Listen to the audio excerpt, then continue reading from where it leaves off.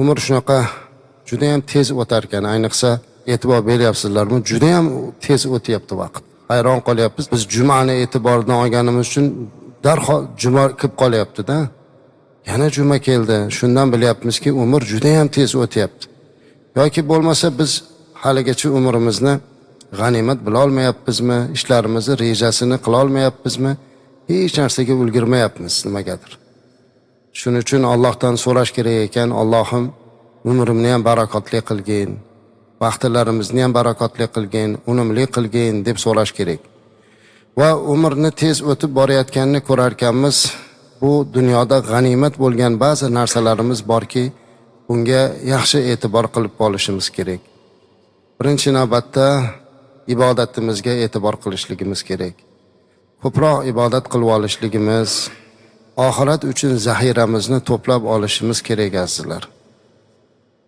Hammamiz dunyo tashvishidamiz, hammamiz tirikchilik tashvishidamiz.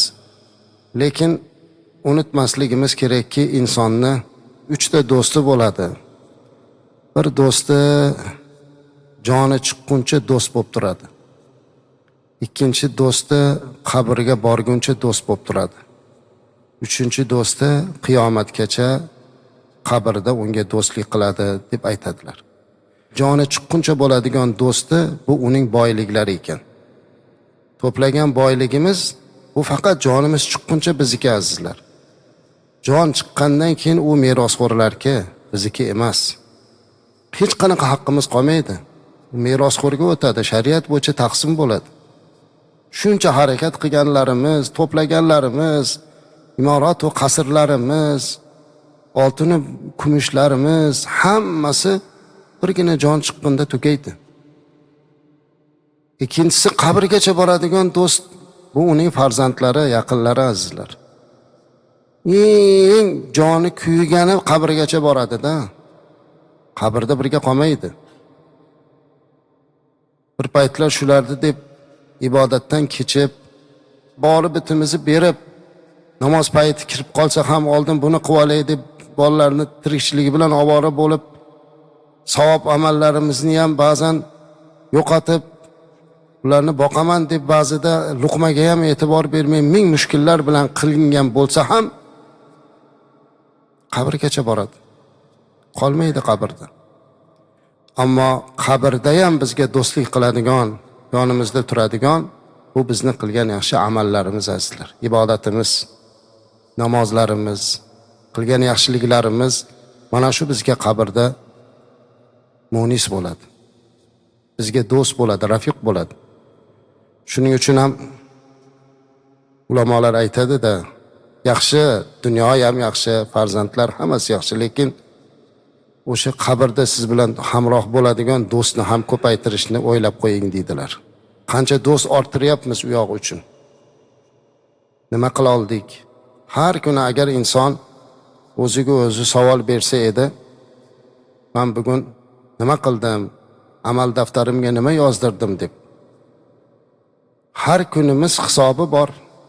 Kunimiz yozilyapti, savob amalimiz ham yozilyapti, gunoh amalimiz ham yozilyapti.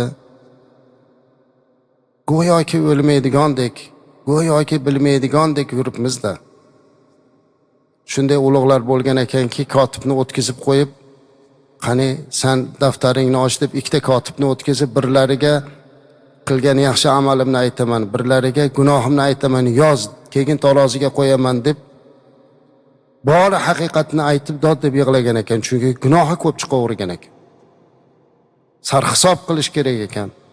Biz ham bir o'tirib o'zimiz bir sarhisob qilishimiz kerak ba'zan azizlar. Chunki tashqaridan hammamiz bir-birimizni nimaligini bilmaydi. Har kim o'zi biladi, Alloh biladi. Va mana shu odam juda taqvoli, mana shu odam juda zo'r amallar qiladi deb o'ylashimiz mumkin, lekin qalbidan nima bo'layotganini har kim o'zi biladi. O'zidan boshqa hech kim uni tanimaydi. O'shuning uchun o'zini o'zi imtihon qilish kerak. Biz odatda boshqalarni imtihon qilish bilan ovora bo'lamiz-da. Boshqalarning amalini o'lchaymiz. U nima qilyapti ekan deymiz. Bu yuribdi, balkim bizni ko'zimizga shunaqa ko'rinayotgandir. U bizdan ko'ra ko'proq ibodat, ko'proq xayrli ishlarni qilayotgandir. Qayerdan bilamiz?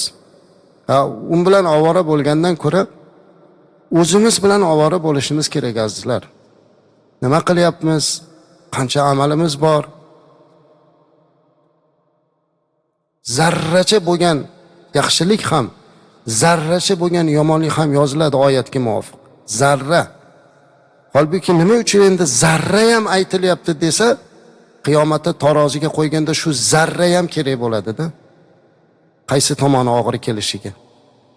Bu zarra juda ham kichkina ko'rinmaydigan narsa bu. Ana o'sha ham tarozimizni yo savob tomonini yo gunoh tomonini og'ir qilishga sababchi bo'ladi. Shuning uchun ham har bir kunimizni g'animat bilishimiz kerak.